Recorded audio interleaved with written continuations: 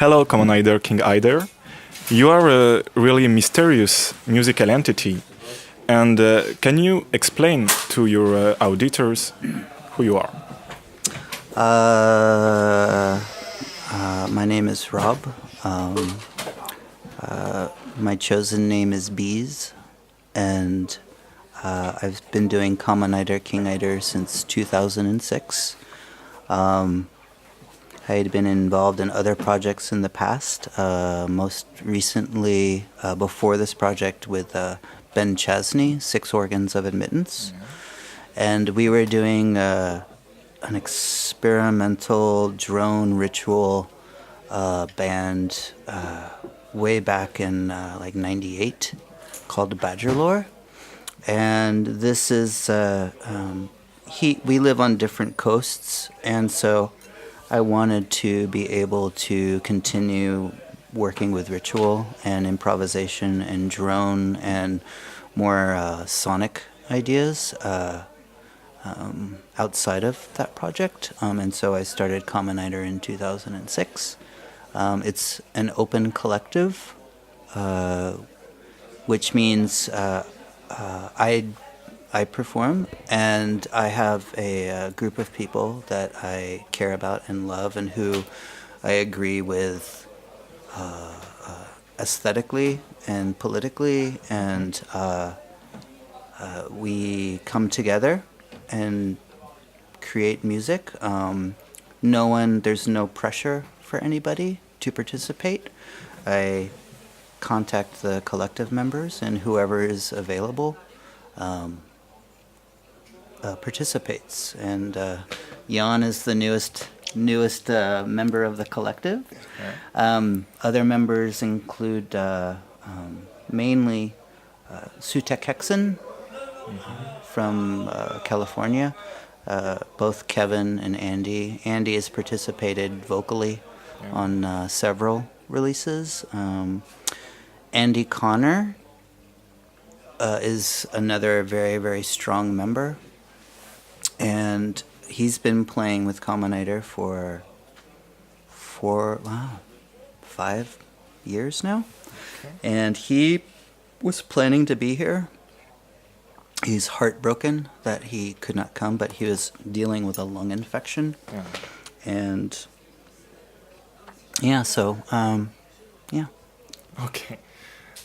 Comment est-ce que toi t'as rencontré Common Eider, King Eider du coup? Alors par le biais de mon groupe, j'ai un projet qui s'appelle Coberord.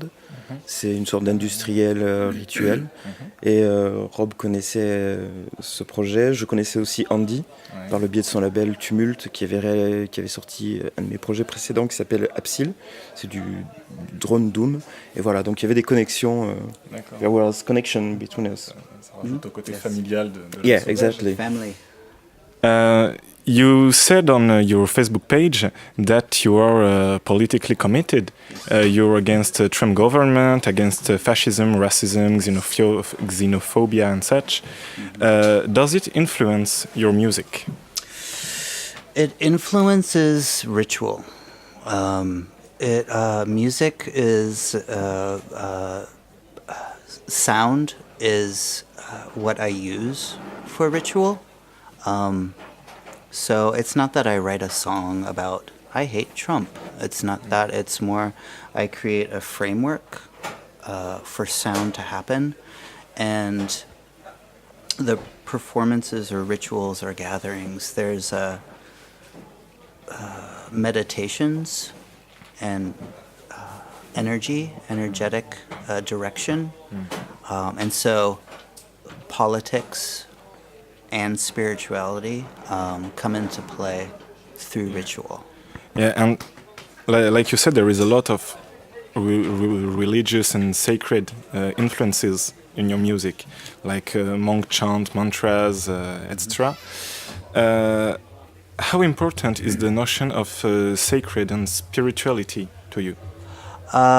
Again, it informs all of the ritual. Like it informs the ritual, it informs the sound. The intention behind this project is there's several layers to it. One, I think that this world is broken. I think people are broken. I'm certainly broken. And I want to create ritual to heal myself and to connect deeply spiritually. And I hope to create a shift during ritual where maybe somebody feels lost or hopeless or overwhelmed with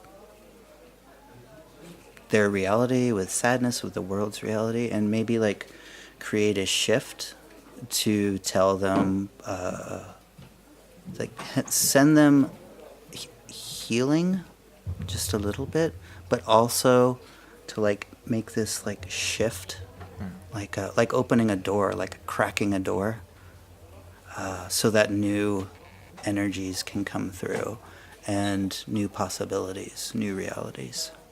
Ok. Et toi, ta relation au sacré et à la spiritualité, ce serait... J'aurais tendance à reprendre les mêmes termes. Un petit peu. Je trouve aussi qu'on tend vers la dystopie, mais que le sacré pourrait... Enfin, une forme de sacré ou de... La nature va reprendre ses droits à un moment ou à un autre, et donc c'est une dystopie, voilà, comment dire, une dystopie momentanée, transitoire. Voilà.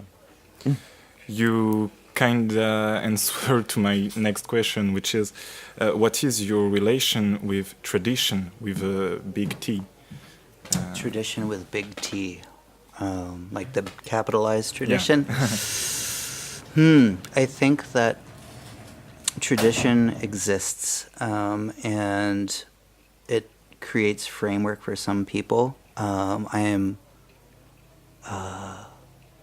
with the shift. There are some traditions which I wish to acknowledge, and some traditions which I wish to destroy. Patriarchy, capitalism, and Christianity, like Christianity and capitalism and patriarchy are like a tight fist around everyone's throat, and so I wish to break down those. We call it unspelling. Yeah. Unspelling.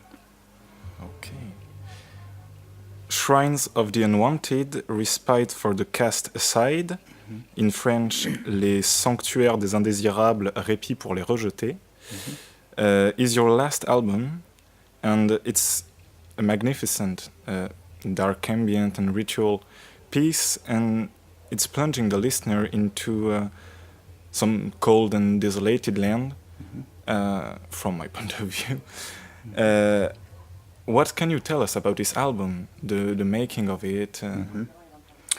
I think that we live in very challenging times. I think that for that record, we were meditating and contemplating this idea of extinction, whether that's extinction of plants and animals, whether it's extinction of groups of people, whether it's extinction of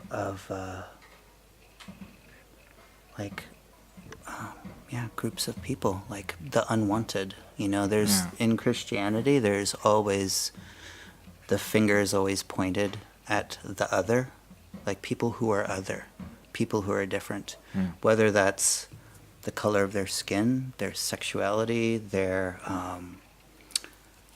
gender expression.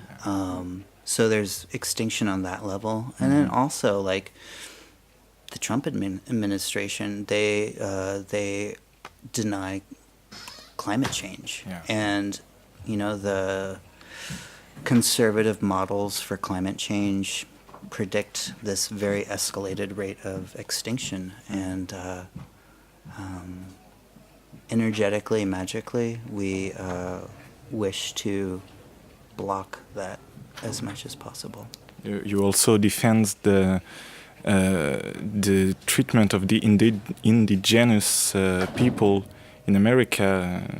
Trump, for example, made a construction in a Sioux territory. Dakota Pipeline. Yeah. Yes, we are politically involved with that. I spend a lot of time in Alaska, and there are several political challenges and hurdles going on with different Alaskan Native groups that we participate in. Last question, unfortunately. Your show was really incredible, and it was more than music. It was something really different and complete. Can we expect you to come again at L'Homme Sauvage for the next year? Oh, I hope so. I hope so. Yes, I hope so. How was your experience in there?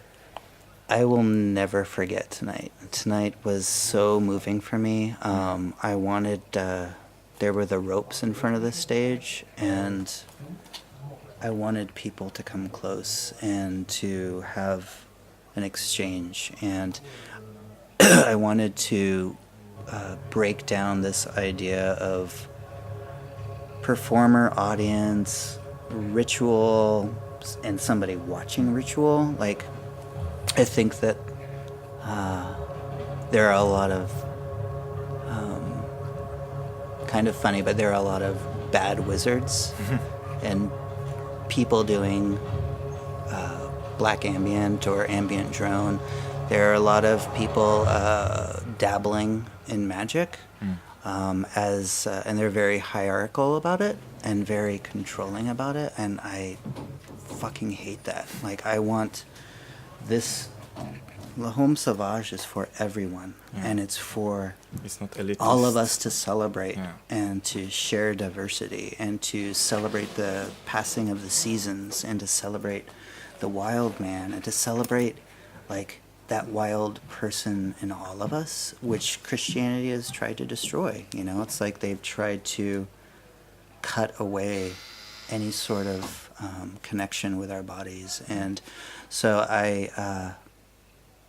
it was incredibly memorable to like have everyone close and an exchange of energy and singing to the mountains, and we were all, I felt we were there together, you know, versus someone presenting something for someone to like receive. Like, I wanted it to be ritually, I wanted it to be about togetherness.